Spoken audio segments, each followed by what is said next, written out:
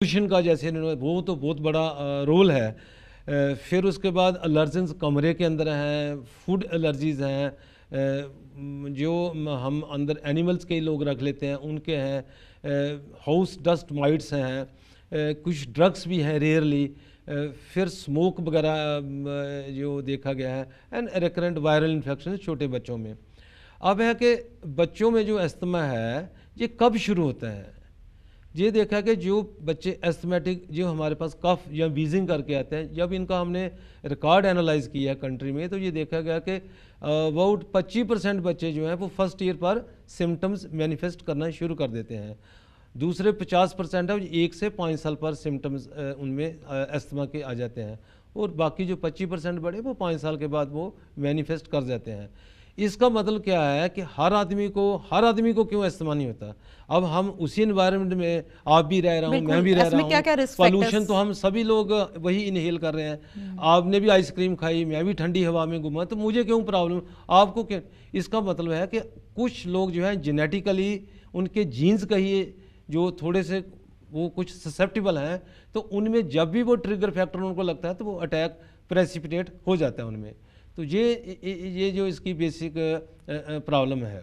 यानी family history भी major reason है। फैमिली हिस्ट्री का रोल है, जैसे हमने कहा फैमिली हिस्ट्री का क्या रोल है। जिन फैमिलीज मेंबर्स में एलर्जिक हिस्ट्री है या बच्चे में और किसी किस्म की एलर्जी है, जैसे स्किन की एलर्जी है, उसको जैसे स्नीजिंग होती रहती है, या और किसी फैमिली मेम्बर में, मदर में, फादर में या रिलेटिव्स में एलर्जिक हिस्ट्री है, तो उनमें जो है अस्थमा का अटैक जो है चांसेस ज़्यादा होते हैं, और वो लिंगर ऑन भी करेंगे, क्योंकि यहाँ जो बैकग्राउंड है वो ससेप्टिबल है बच्चा के, उसको बड़े होकर भी अस्थमा की प्रॉब्लम रह सकती है जब जब उसको एलर्जन का एक्सपोजर आएगा।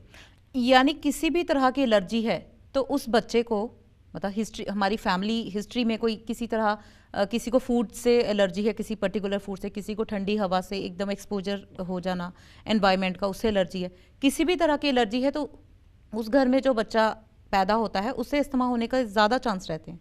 आपका कहने का ये मतलब है? अगर तो वो उस, अब हर करेक्टर तो हर बच्चे में सेम तो नहीं आते। जैसे कहने का मतलब आपका कि अगर मदर को एलर्जी है तो या फादर को, तो उसको थोड़ा कि 50% 100% चांसेस है। कौन सा जीन किस साइड से मैनिफेस्ट करता है। जैसे हम कहते हैं जब बच्चा पैदा, इसका नाक मामे की तरह है जी, इसकी आंखें जो है नानी की तरह हैं, तो अगर वो जीन अगर उसकी मदर को था तो वो जीन वही उसमें चला गया तो वो भी मैनिफेस्ट करेगा एज एन मैन। बाकी ज़रूरी नहीं है कि वो अगर मदर को है या फादर को तो बच्चे को ज़रूर होनी ही होनी है। हो सकता उसकी नानी को हो, मामे को हो, किसी कज़न को हो, तो उनमें से आगे जीन मैनिफेस्ट कर सकते हैं। डॉक्टर अशोक, अगर जेनेटिकली अस्थमा है तो उसके क्या टेस्ट में भी डिटेक्ट हो जाता है कि ये जेनेटिकली है, या फिर ये एनवायरमेंटल फैक्टर्स भी क्या डिटेक्ट किए जा सकते हैं?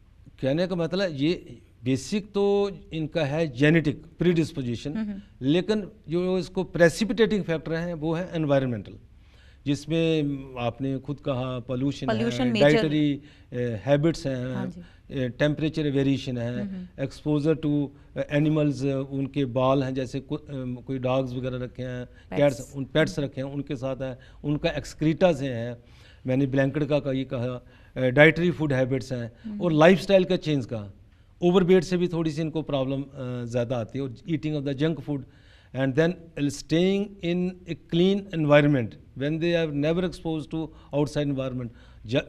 वैन वो बाहर जाते हैं उनको फिर प्रॉब्लम ज़्यादा आ जाती है। कॉकरोचेज जिस घर में ज़्यादा हैं, जिन घर में स्प्रे ज़्यादा करते हैं, कुछ बच्चों को हमने देखा कि रात को जब सोचें तो पेरेंट्स कहते हैं जी हमने उसको रात को खांसी होना शुरू, मॉस्किटो कॉइल्स लगाते हैं, इंसेक्ट रिपेलेंट्स हैं, जो जितने भी आपके डिओड्रेंट्स हैं, परफ्यूम्स हैं, they also act as a triggering factors. एक और चीज़ यहाँ डॉक्टर साहब सुनने में आती है कि आजकल सिजेरियंस काफ़ी ज़्यादा हो रहे हैं, जो नेचुरल डिलीवरी है बच्चों की वो बहुत कम हो रही हैं। तो ऐसा भी एक रिपोर्ट आई थी जिसमें कहा गया था कि जो बच्चे सिजेरियन से होते हैं उनमें 20% ज़्यादा चांस रहते हैं अस्थमा होने के। क्या ऐसा? उसको ये तो ठीक है जो आपने अब स्टडी आई है कि सिजेरियन बेबी में थोड़ा सा अस्थमा का रेट ज़्यादा है। उसके 2-3 रीजंस हैं। Caesarean as such may not भी इसका रिस्पॉन्सिबिलिटी हो। जो बच्चे सिजेरियन से यूजुअली बाहर नहीं होते, mostly they are not breast fed, उनको माँ का दूध पिलाते हैं, कोई 2% पिलाती है मदर, 5%, 15 दिन पिलाया तो महीना छोड़ दिया, फिर 3 महीने। एक तो जिन बच्चों को एक्सक्लूसिव ब्रेस्ट फीडिंग दी जाती है, एक्सक्लूसिव का फर्स्ट 6 मंथ्स तक मदर का दूध दिया जाता है, उन बच्चों को एलर्जी की प्रॉब्लम और देन अस्थमा की प्रॉब्लम बहुत ही कम है। उनको चेस्ट इन्फेक्शंस भी कम होती हैं क्योंकि मदर्स मिल्क में काफ़ी इम्यूनिटी मिलती है। यानी आपका कहने का मतलब है कि जो लाइफस्टाइल में जो चेंज आया है, एडवांसमेंट भी कहीं ना कहीं ये सारी चीज़ें जो आगे पीछे हमारी हैं, बिल्कुल। आजकल अस्थमा को ये भी दिया गया है disease of the more clean, कि इतनी सफाई रखनी। जो बच्चा जब पैदा हुआ था उसको बाहर का एनवायरनमेंट कभी जाने नहीं दिया।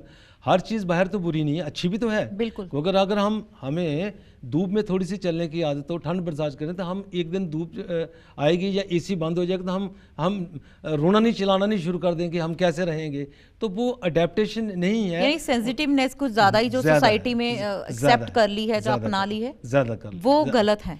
और बहुत ज़्यादा क्लोज हैं। तो रोज़ तो आगे होता था, क्लोथ एक डाला 2 दिन गंदा हो गया, उसको फिर धो लिया। अब है एक बार डाला 6 दिन का फिर रख दिया अलमारीज़ के अंदर, तो वो सब डस्ट कैचर हैं।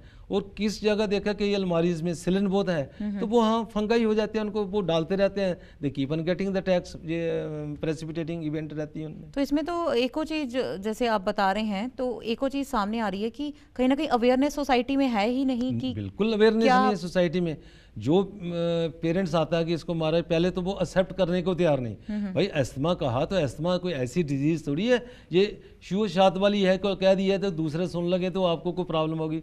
ऐसी कोई प्रॉब्लम नहीं। अगर आपके बच्चे को प्रॉब्लम आ रही है, आप उसका प्रॉपर ट्रीटमेंट करवाइए। प्रॉपर ट्रीटमेंट का मतलब होता है कि ट्रीटमेंट वन टाइम में नहीं ये ठीक होगी कि आपने कहा जी दवाई दे दें, जैसे मलेरिया किसी को तो मलेरिया की दवाई खाई तो मलेरिया ख़त्म हो गया।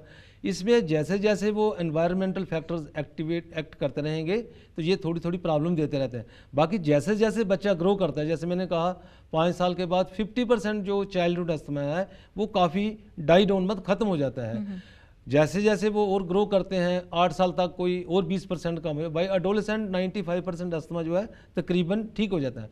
उसके बाद फिर कभी अगर जिनको इनहेरेंट एलर्जी है, इनहेरेंट आ गई जो पेरेंट्स से आई है जेनेटिकली, तो जब वो आएगा तो वो उनको थोड़ी सी प्रॉब्लम आ सकती है। बाकी जो है जैसे 5 साल पर हमने कहा 50% कम होता है, वो उनमें वायरल इन्फेक्शन ज़्यादा होते हैं। ऐसे में डॉक्टर अशोक पैटर्न क्या रहता है अस्थमा का with the growth of child?